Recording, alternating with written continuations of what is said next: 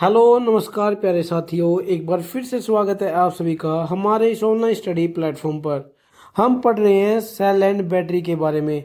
आज हमारी cell and battery की ये लास्ट क्लास रहने वाली है। इससे पहले हम 3 क्लासेस इसकी कंप्लीट कर चुके हैं।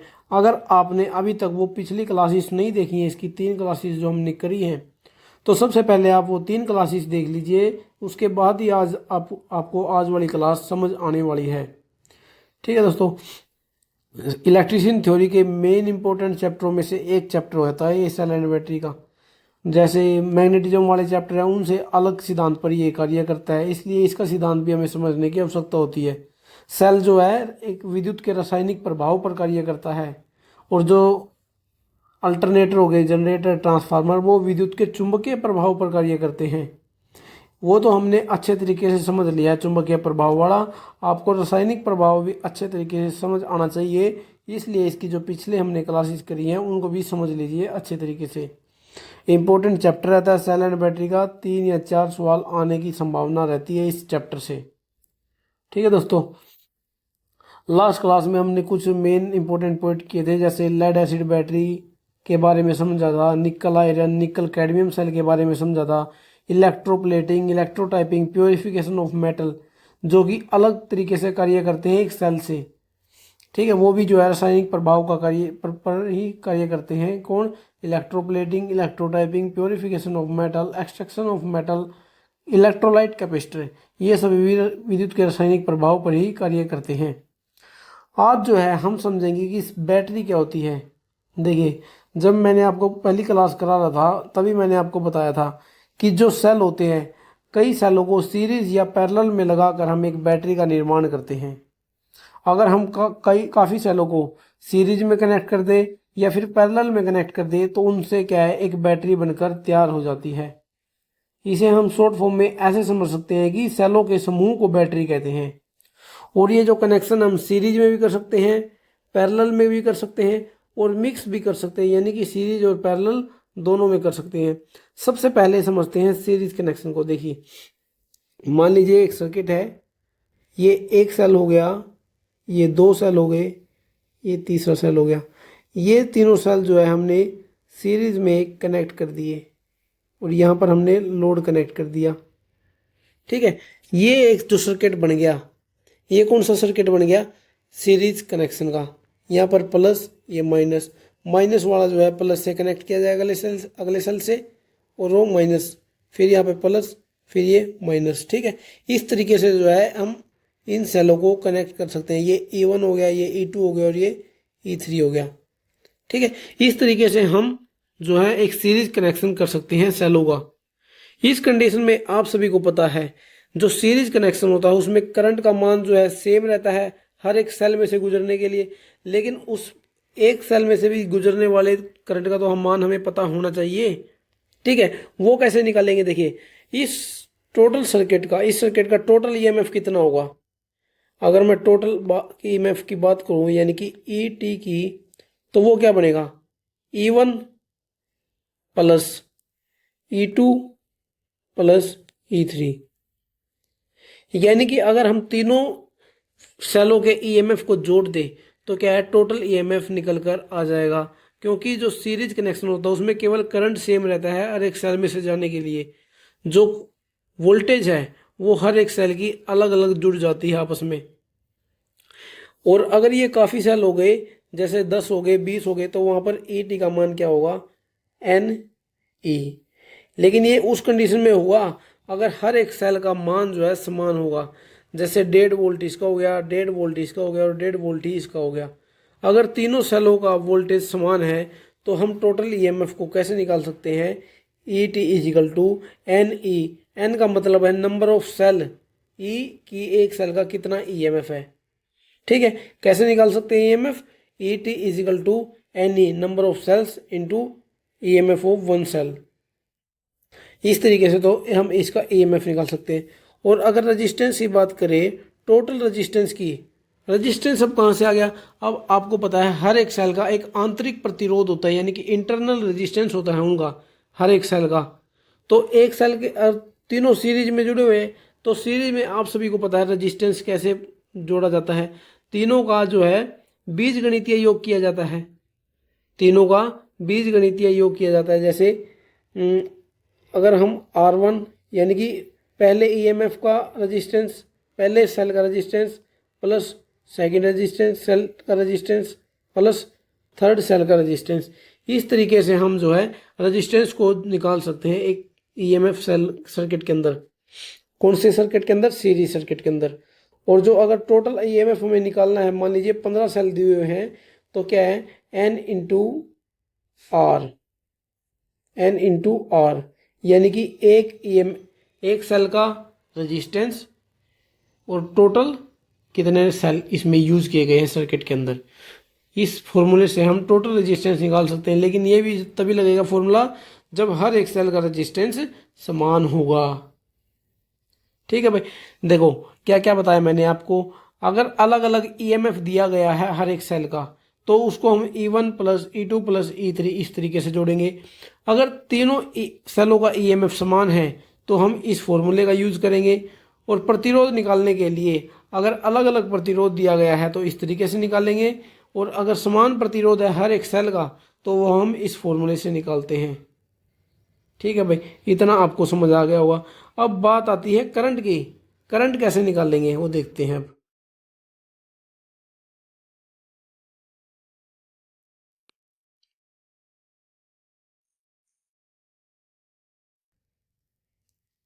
देखिए, जो ईएमएफ का फॉर्मूला मैं ऊपर लिख देता हूँ, E is equal to N E, R is equal to N are.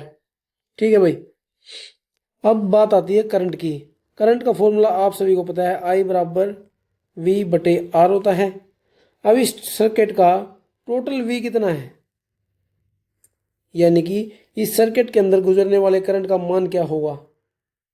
देखिए, वोल्टेज तो ये बनेगी इस सर्किट की, I बराबर एन ई, वोल्टेज का मान हमने रख दिया। अब रेजिस्टेंस कितना बनेगा इन सेलों का, सेलों का रेजिस्टेंस बनेगा एन आर, एन आर। अब जो ये लोड इसमें के अंदर यूज किया गया है, अब आप सभी को पता है एक सर्किट के अंदर गुजरने वाला जो करंट होता है वो लोड के ऊपर भी डिपेंड करता है। अब लोड के रेजिस्टेंस को भी हमें निकालना पड़ेगा, प्लस यहाँ पर आर लिखना पड़ेगा करंट को निकालने के लिए। इस बात का आपको ध्यान रखना है। ये जो फॉर्मूला है ना भाई, ये फॉर्मूला सबसे ज़्यादा इंपॉर्टेंट है आई का। करंट, एक सेल के अंदर करंट को निकालने के लिए क्या है, पहले तो टोटल ऊपर रखेंगे हम टोटल ईएमएफ, हर एक सेल का ईएमएफ टोटल निकाल कर रख देंगे। और नीचे क्या है, हर एक सेल का जो रेजिस्टेंस होगा उसको टोटल करके रख देंगे, प्लस आर रेजिस्टेंस, लोड का रेजिस्टेंस भी हमें पता होना चाहिए। मान लीजिए रेजिस्टेंस ही रेजिस्टिव लोड लग गया, अब जो ये लोड है ये लोड ही रेजिस्टिव लोड लग गया। जैसे बल्ब हो गया, कौन सा 100 वाट का बल्ब होता है जैसे टंगस्टन का, उसके रजिस्टर जो इसके अंदर करंट जाएगी वो उसके ऊपर डिपेंड करेगी कितने वाट का उसके अंदर एलिमेंट लगा हुआ है। 100 वाट का लगा हुआ है, 200 वाट का लगा हुआ है, उसके ऊपर डिपेंड करेगी करंट। ठीक है, इसलिए हमें लोड का भी रजिस्टेंस पता होना चाहिए करंट के मामले में। तीनों चीज आपको अच्छे तरीके से समझ आ गई होगी। ईएमएफ कैसे निकालते हैं, रजिस्टेंस कैसे निकालते हैं और करंट कैसे निकालते हैं। सीरीज कनेक्शन हमने समझ लिया, अब समझते हैं पैरेलल कनेक्शन को। देखिए, पैरेलल कनेक्शन में क्या है, हर एक सेल को पैरेलल में कनेक्ट किया जाएगा।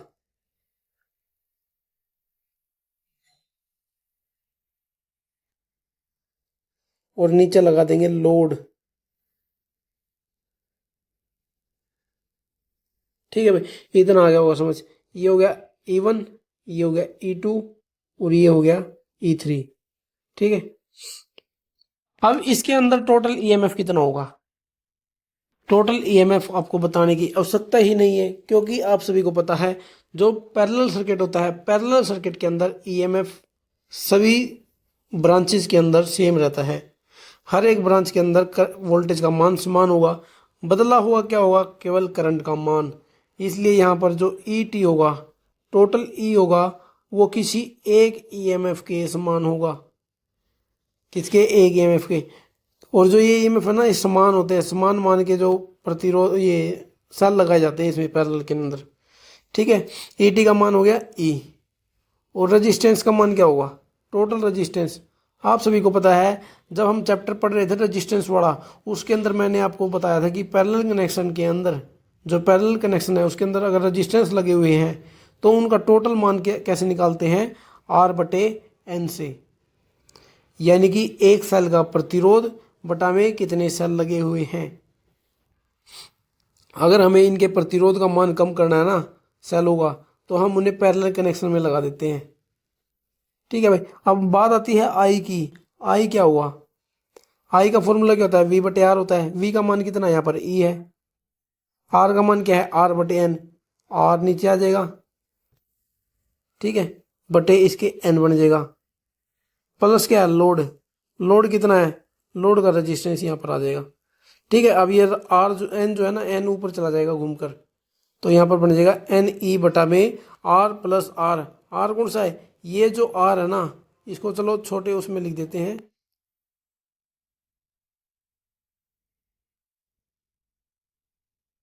लो भाई। ठीक है। अब जो ये आर है ना, ये है ईएमएफ इनके सेल का रेजिस्टेंस, और जो ये बड़ा आर है ये है लोड का रेजिस्टेंस। ये तीनों चीज आपको समझ आ गई होगी कि जो पैरेलल सर्किट है उसके अंदर ईएमएफ का मान कितना होता है, केवल ई होता है, एक ईएमएफ का मान। रेजिस्टेंस अगर हमें उसको निकालना है तो किसी एक सेल का प्रतिरोध बटा में कितने सेल उसमें यूज किए गए हैं। अगर करंट का मान निकालना है, ई बटा में आर बटे एन, यहाँ से एन को मिटा देते हैं क्योंकि ये एन जो नीचे था वो ऊपर चला गया है। ठीक है, इतना आपको समझ आ गया होगा। तो देखिए यहाँ पर जो नीचे आर है ना, यहाँ पर आर बटे एन लिखा हमने, ये कंफ्यूज मत होना कि ये ऊपर एन कहाँ से आ गया। चलो ऐसे लिख देते हैं इसको। ठीक है, आर बटे एन प्लस आर, ये होता है करंट को निकालने का फॉर्मूला। अब आपको बताता हूँ मिक्स्ड कनेक्शन, उसमें थोड़ा आपको कंफ्यूजन होगा, लेकिन क्या है आपको अच्छे तरीके से बताऊंगा। देखिए क्या होता है मिक्स्ड कनेक्शन में, ये लगे सीरीज में सेल, अब इन्हीं के पैरेलल में इतने ही सेल फिर लगा दो, यहां पर लोड कनेक्ट कर दिया, यहां पर ना अब सीरीज कनेक्शन भी बन गया और पैरेलल कनेक्शन भी बन गया। ठीक है, कितने, तीन सेल ये आपस में सीरीज में हो गए, तीन सेल ये हो गए सीरीज में, और ये जो दोनों ब्रांच है ये आपस में पैरेलल है। ये तीन सेल और ये तीन सेल आपस में पैरेलल में जुड़े हुए हैं। अब बात आती है यहाँ पर टोटल ईएमएफ की, ई टी की। यहाँ पर टोटल ईएमएफ का मान कितना बनेगा, देखिए पहले तो इन तीनों सेलों का ईएमएफ जुड़ेगा। मान लीजिए किसी इस एक सेल का ईएमएफ है 1.5 वोल्ट, कितना है 1.5 वोल्ट। अब 1.5 इसका हो गया और 1.5 वोल्ट इसका हो गया, तीनों का 1.5 मिलकर कितना हो गया 4.5 वोल्ट, 4.5 वोल्ट। अब इतने ही इनका मान है, 1.5 वोल्ट इसका है, 1.5 वोल्ट इसका और 1.5 वोल्ट इसका। अब 4.5 वोल्ट तो इस नीचे वाली ब्रांच का हो गया और 4.5 वोल्ट इस बड़ी ब्रांच का हो गया, यानी कि 4.5 वोल्ट। तो जो टोटल ईएमएफ हुआ वो 4.5 वोल्ट बन जाएगा। यानी कि अगर हमें ईएमएफ निकालना है तो जो पहले सीरीज में जुड़े हुए हैं सेल उनको आपस में जोड़ लीजिए, और जो फिर पैरेलल कनेक्शन बनेगा उसमें जो है टोटल ईएमएफ बन जाएगा वो। ठीक है भाई। अब बात करते हैं आर की, रेजिस्टेंस की। रेजिस्टेंस में भी क्या हुआ, पहले इन तीनों सेलों का रेजिस्टेंस जुड़ जाएगा। क्या है, पहले जो ये तीन सेल है इनका रेजिस्टेंस आपस में जोड़ दीजिए और तीन सेल इनका रेजिस्टेंस आपस में जोड़ दीजिए, फिर बन जाएगा आर बटे एम। एम का क्या मतलब है कि कितनी इसके अंदर ब्रांच है, और यहाँ पर ना एन लिख दीजिए, एन। यानी कि देखिए एन आर बटे एम का क्या मतलब बना यहाँ पर कि एक आर का मतलब यहाँ पर एक सेल का रेजिस्टेंस कितना है, एन यहाँ पर ये है कि कितने सेल सीरीज के अंदर यूज किए गए हैं, एन का मतलब है कितने सेल सीरीज के अंदर यूज किए गए हैं, बटा में एम। एम क्या दर्शा रहा है यहाँ पर कि ये कितनी ब्रांच है, जैसे इसमें 2 ब्रांच है तो 2 आ जाएगा यहाँ पर। देखिए इसको रेजिस्टेंस को निकाल के दिखाता हूँ आपको। आर बराबर एन कितने हैं, सीरीज के अंदर कितने सेल है, 3 सेल है, गुणा। अब एक रेजिस्टेंस का मान कितना मान लिया हम, 10 मान लेते हैं, चलो कितना 10 ओम मान लेते हैं, तो आर का मान आ गया 10। ब्रांच कितनी है इसके अंदर, 2, एक ये ब्रांच होगी एक ये ब्रांच होगी, 2 पंजे 10, 5 तिया 15, यानी कि इस पूरे सर्किट का जो मान आएगा ना वो 15 ओम निकल कर आ जाएगा। कितना? 15 ओम। ठीक है भाई, इतना आपको समझ आ गया होगा। अब मेन बात है करंट की। करंट कितना बनेगा इसका, देखिए करंट भी दिखाते हैं आपको।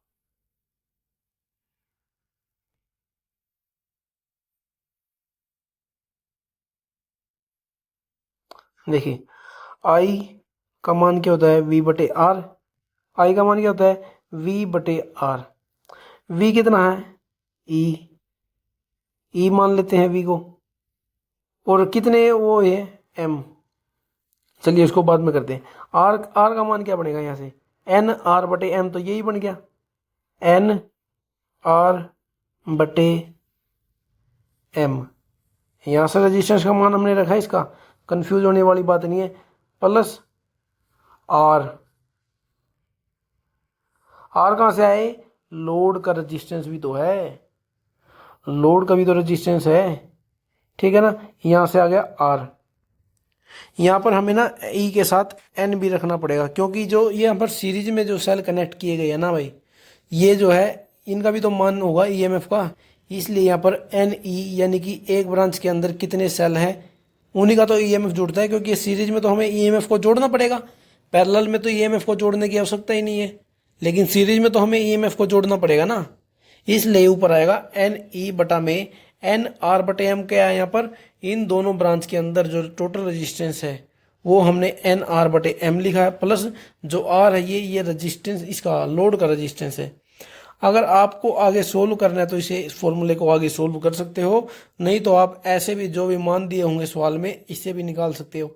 क्या कर सकते हैं हम इसे आगे सोल्व, देखिए यहाँ पर नीचे जो है एलसीएम ले लेंगे इसका। एलसीएम क्या आएगा, एम। तो यहाँ पर क्या है, आर एम बन जाएगा। और जो यहाँ पर जो नीचे वाला एलसीएम लिया है एम, ये ऊपर चला जाएगा और यहाँ से जो है ये एम खत्म हो जाएगा। आखिरी में जो है ना इसका ये फॉर्मूला निकल कर बनेगा आपको। ठीक है, आई बराबर ई यानी कि एक सेल का ईएमएफ, एन कितने सीरीज में सेल जुड़े हुए हैं, एम कितनी ब्रांच है, बटा में एन आर, एन कितने सेल है, आर एक सेल का रेजिस्टेंस कितना है, प्लस आर कितने हैं, एम कितनी, एक ये दो ब्रांच है, दो ब्रांच। ठीक है, ये सवाल है भाई, ये आपको तीनों समझ आ गए होंगे, सीरीज कनेक्शन भी, पैरेलल कनेक्शन भी और मिक्स्ड कनेक्शन भी। ईएमएफ और रेजिस्टेंस समझना मुश्किल नहीं है, लेकिन कन्फ्यूजन का होती है करंट में होती है। ठीक है, अगर आपको कुछ अगर दो अच्छे तरीके से समझ नहीं आया ना करंट का, आप कमेंट करके बता देना, आपको दोबारा बताने की कोशिश करूंगा। ठीक है, अच्छे तरीके से। ये भी सीरीज और पैरेलल का तो आपको अच्छे तरीके से समझ आ गया होगा। करंट का कन्फ्यूजन केवल आपको यहीं पर बनी होगी।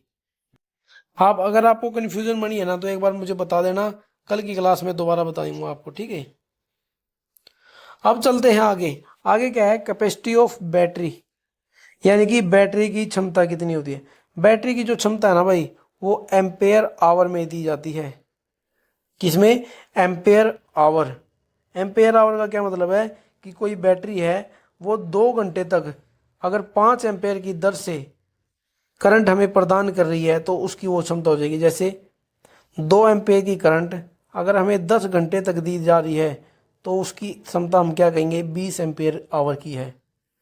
हम क्या कहेंगे कि जो इस बैटरी की क्षमता है वो 20 एम्पेयर आवर की क्षमता है। आपने जब फ़ोन लेने जाते हो तो दुकानदार एक बात कहता है कि जो ये फ़ोन की बैटरी है ना भाई 5000 mAh की है। हमेशा आपको कहता सुना होगा बंदा कि जो बैटरी की होती है वो mAh में है।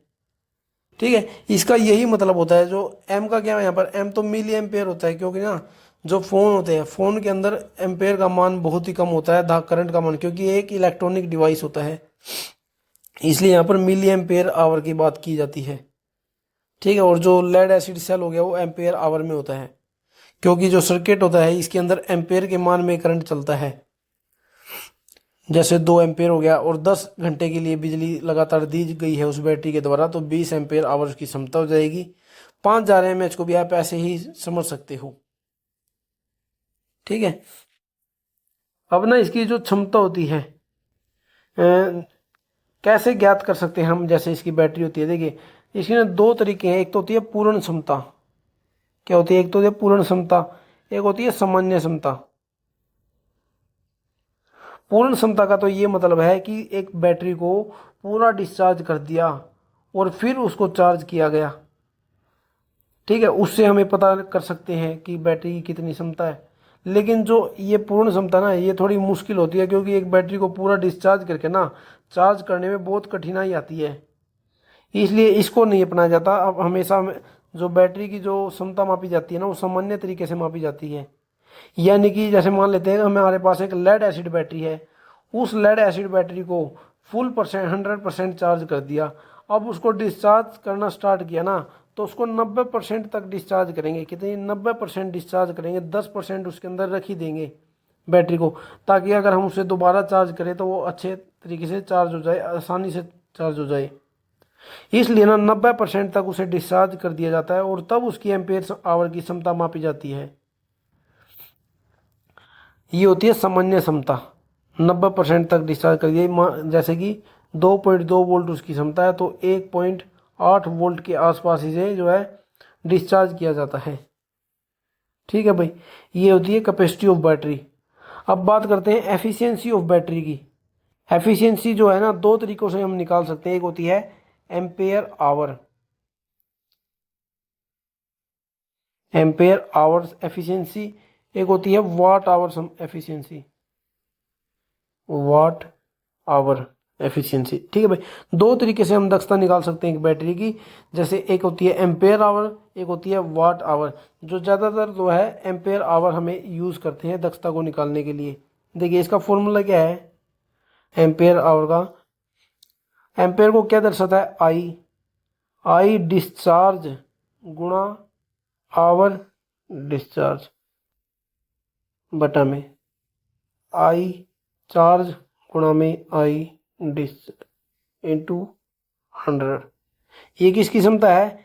ये देखिए एन, एन से तो हम दर्शाते हैं एफिशिएंसी को, ए एच की, और ये भी परसेंटेज के अंदर क्या है, देखिए समझिए। एम्पेयर आवर की दक्षता है परसेंटेज में आई डिस्चार्ज गुणा में आवर डिस्चार्ज, यानी कि डिस्चार्ज होने में कितना टाइम लगा और किस मान के करंट के द्वारा जो है डिस्चार्ज हुई है बैटरी, बटा में कितने मान पर चार्ज की गई है और कितने टाइम लगा है। एक मिनट यहाँ पर सी,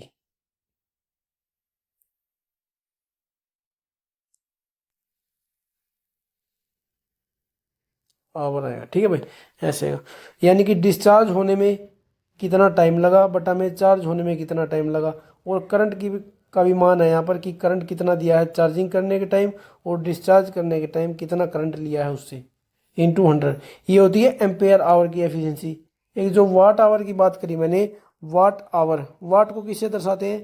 पी से, पी डी, यानी कि डिस्चार्जिंग गुणा में आवर डिस्चार्जिंग बटा में पावर गुणा चार्जिंग बटा में आवर चार्जिंग इंटू 100। यहाँ पर क्या है, ये आ गई efficiency of N W H की, वही परसेंटेज के अंदर। ठीक है भाई, पी डी यानी कि कितने वाट की जो है डिस्चार्ज किया गया, कितने वाट से, गुणा में आवर डिस्चार्ज बटा में पी सी गुणा में एच सी। एक बात को आपको हमेशा ध्यान रखना है, जो एफिशिएंसी ऑफ बैटरी में ना, जो एम्पेयर आवर की एफिशिएंसी होगी ना, ये ज़्यादा होती है। एम्पेयर आवर की एफिशिएंसी ज़्यादा होती है और वाट आवर की एफिशिएंसी कम होती है। कितनी होती है एम्पेयर आवर की? 80% से 90% के बीच, 90% से ऊपर भी चली जाती है, ठीक है। और वाट आवर की होती है 70% से लेकर 80% के बीच में।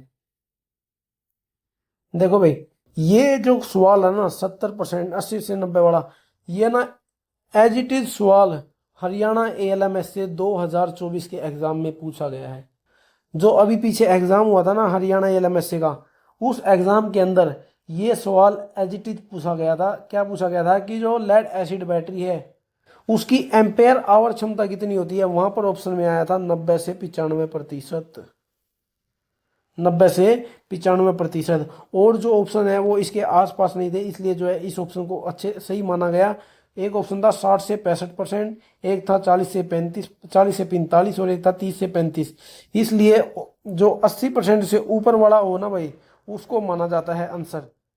जो सेंटर में एग्जाम होते हैं ना, उसके अंदर जो आंसर माना गया था वो 80 से 90% माना गया है, क्योंकि वहां पर यही ऑप्शन दिया गया था 80 से 90%। लेकिन जो हरियाणा में जो सवाल पूछा गया ना, उसके अंदर ऑप्शन था 90 से 95%। ठीक है, और यही आंसर जो है सही माना गया है HSSC के द्वारा, 90 से 95% एम्पेयर आवर का। और इसकी कितनी है, 70 से 80%। किसकी, वाट आवर की क्षमता। इंपॉर्टेंट पॉइंट है, क्या पता एग्जाम में अब की बार वाट आवर की क्षमता पूछ ले। पिछली बार एम्पेयर आवर की पूछी थी, इस बार वाट आवर की पूछ सकता है। ठीक है भाई, अब आगे चलते हैं चार्जिंग मेथड पर। चार्जिंग मेथड का क्या मतलब है, अगर हमारे पास डायरेक्ट डीसी करंट नहीं है तो हम उसे पहले डीसी से एसी से डीसी में बदलते हैं, तब जो है हम किसी बैटरी को चार्ज कर सकते हैं। देखिए, इसकी 5 विधि होती हैं। एक होती है कांस्टेंट करंट विधि, नाम से ही पता चलता है कि करंट को कांस्टेंट रखकर जो है बैटरी को चार्ज किया गया है। और जो स्थिर जो करंट मेथड है ना, ये कांस्टेंट करंट का जो मेथड है, इसके अंदर सभी बैटरियों को सीरीज में जोड़ा जाता है भाई, सीरीज कनेक्शन किया जाता है बैटरियों का, तब जो है कांस्टेंट करंट चार्जिंग का प्रयोग किया जाता है। और इसमें जो करंट का मान है ना, वो करंट का मान जो है बैटरी की क्षमता से कम रखा जाता है हमेशा। कितना, बैटरी की क्षमता के 10वें भाग के बराबर रखा जाता है। अगर बैटरी का मान 100 एम्पेयर है तो चार्जिंग के समय हम केवल 10 एम्पेयर से उसे चार्ज करेंगे, यानी कि बैटरी की क्षमता के 10वें भाग। ये मैंने बस एग्जांपल दिया, इतना होता नहीं है बाकी 100 एम्पेयर। ठीक है, मैंने ये आपको एक एग्जांपल दिया है। अगर 100 एम्पेयर एक बैटरी की क्षमता है, तो क्या है, जो करंट का मान रखा जाएगा चार्जिंग के समय, तो वो 10 एम्पेयर रखा जाता है। और हर एक सेल को सीरीज में जोड़ा जाता है। एक होता है कांस्टेंट वोल्टेज मेथड। एक मिनट, इसको क्लियर कर देते हैं यहाँ से।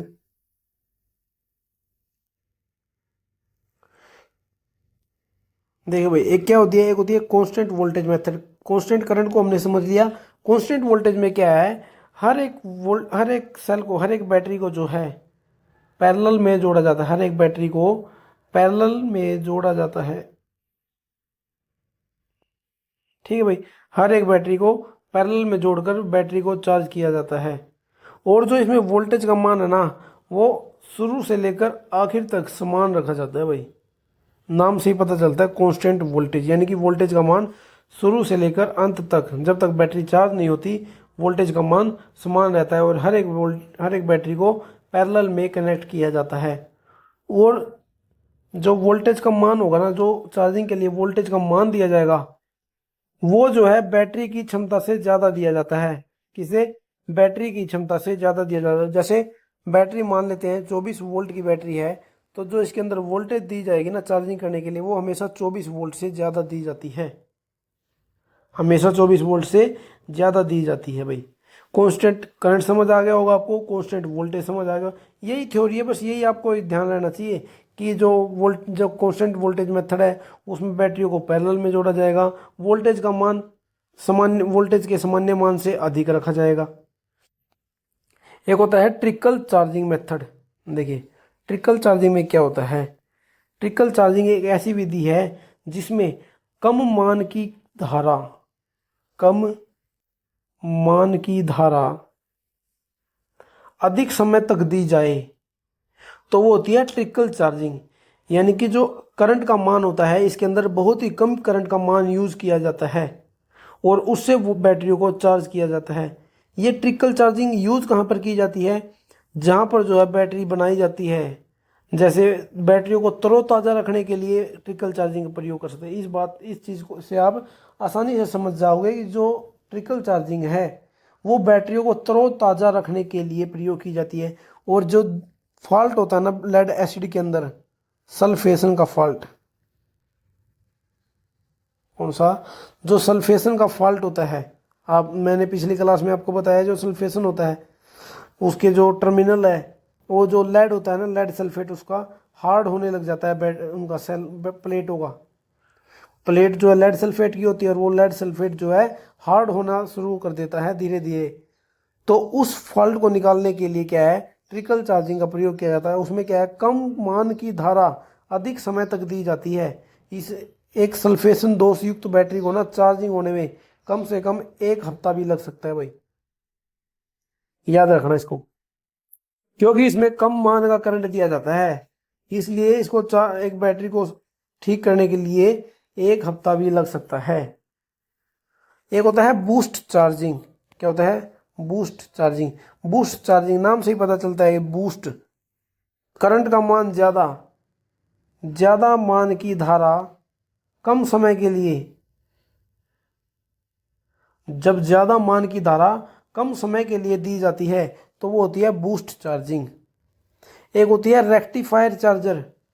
जब ना हमारे पास कोई डीसी स्रोत ही नहीं है ना, तो वहां पर क्या करेंगे, हम एक चार्जर का इस्तेमाल करते हैं। किसका, एक चार्जर का इस्तेमाल करते हैं। जैसे हम फ़ोन अपना चार्ज करते हैं घरों में, एग्जांपल ले लीजिए, जो हम फ़ोन चार्ज करते हैं, जो इसका चार्जर होता है ना, वो एक रेक्टिफायर चार्जर ही होता है। जैसे ई रिक्शा होती है, ई रिक्शा के अंदर को हम के अंदर जो बैटरी है उसको चार्ज करने के लिए किसका प्रयोग करते हैं, एक चार्जर का इस्तेमाल करते हैं। और वो चार्जर क्या होता है, रेक्टिफायर चार्जर होता है। आप घर के इन्वर्टर का एग्जांपल ले सकते हो, जो घर पे हमारा इन्वर्टर लगा होता है वो भी एक रेक्टिफायर चार्जर होता है। ठीक है, एक रेक्टिफायर चार्जर होता है। अब आगे चलते हैं भाई, आगे समझते हैं बैटरी की चार्ज अवस्थाएं।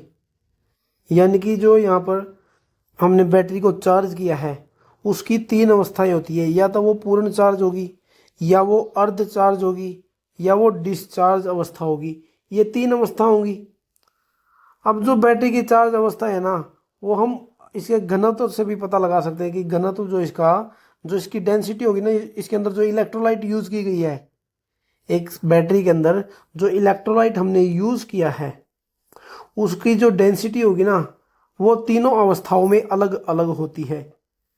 देखिए, अगर मान लीजिए जो बैटरी है पूरी तरीके से चार्ज है, तो उसके अंदर जो है डेंसिटी कितनी होगी इलेक्ट्रोलाइट की, 1.25 से लेकर 1.28, 1.28 के बीच में होगी।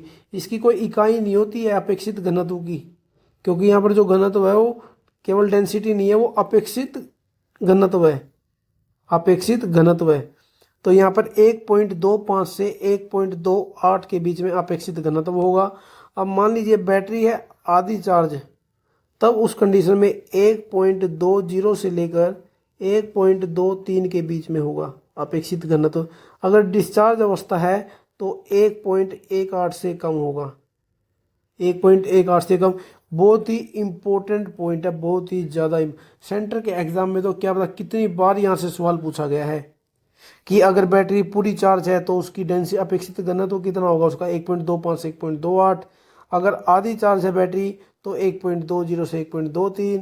अगर डिस्चार्ज है बैटरी तो 1.18 से कम होगा।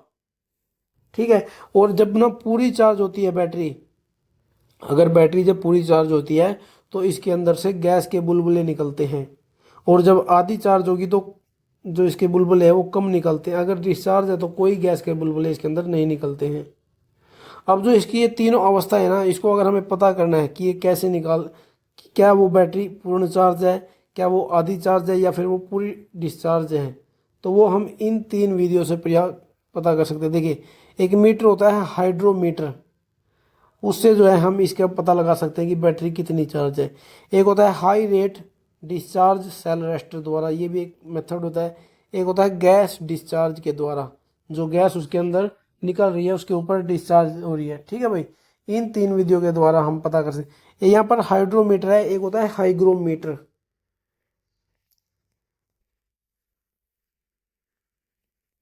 क्या होता है, एक होता है हाइग्रोमीटर, एक तो हो गया हाइड्रोमीटर, और एक होता है हाइग्रोमीटर। इन दोनों के बीच में आपको कंफ्यूज नहीं होना है। हाइड्रोमीटर का प्रयोग किया जाता है अपेक्षित घनत्व निकालने के लिए, हाइग्रोमीटर का प्रयोग किया जाता है आर्द्रता को मापने के लिए।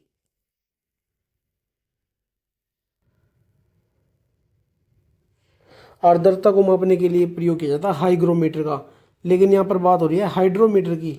हाइड्रोमीटर का अपेक्षित घनत्व को निकालने के लिए प्रयोग किया जाता है। ठीक है भाई, यहाँ पर ना अपना चैप्टर कंप्लीट हो गया। एक पॉइंट है वो आपको बताना चाहूँगा। अगर हमने ना लेड एसिड बैटरी को अगर चार्जिंग करने के समय अगर गलत ध्रुवता से जोड़ दिया जाए, यानी कि पॉजिटिव को नेगेटिव से जोड़ दिया और नेगेटिव को पॉजिटिव से अगर हमने जोड़ दिया, तब क्या होता है, तब बैटरी के अंदर ना बहुत ही अधिक मान की करंट जाती है, बहुत उच्च धारा बहने लगती है। किस वजह से? क्योंकि जो सेल है वो अंदर से शॉर्ट सर्किट हो जाते हैं। अगर करंट को अगर हमने टर्मिनल बदल दिया ना उसके, तब क्या होता है, बहुत अधिक करंट उसके अंदर जाता है बैटरी के, जिससे वो ब्लास्ट होने की वो बन जाती है संभावना। ठीक है, और जो बैटरी है फूल भी जाती है। उसी कारण से बैटरी जो है खराब होती है अगर बैटरी को गलत ध्रुवता से हमने जोड़ दिया है।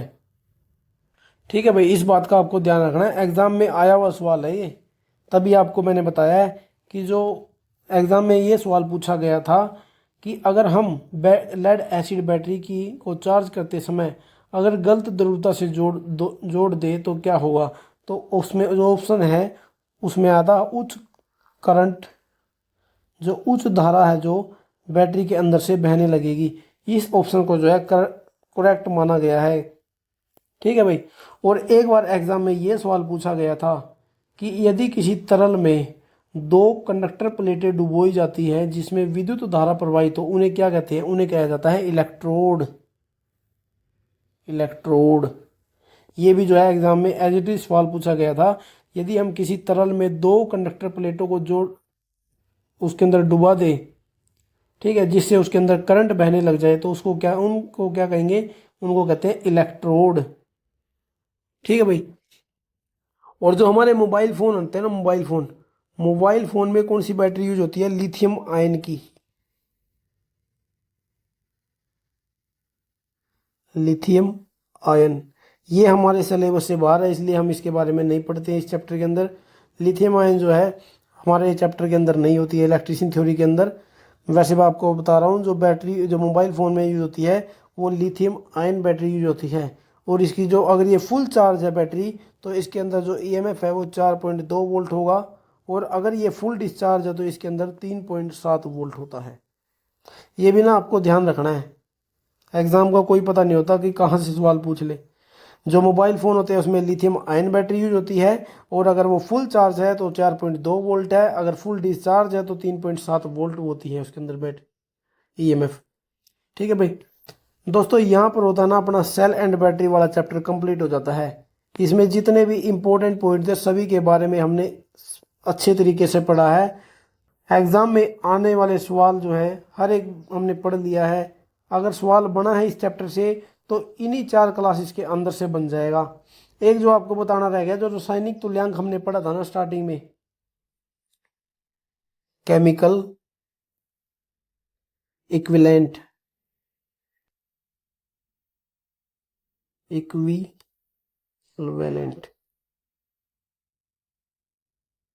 केमिकल इक्विवेलेंट, इसकी जो इकाई होती है ना वो ग्राम प्रति कूलाम होती है। ग्राम प्रति कूलाम। ठीक है भाई, याद रखना एग्जाम में सवाल आया है ये भी कि जो केमिकल इक्विवेलेंट है, रासायनिक तुल्यांक जो है, उसकी इकाई क्या होती है? ग्राम प्रति कूलाम होती है। ग्राम प्रति कूलाम, ग्राम प्रति कूलाम याद रखना आपको।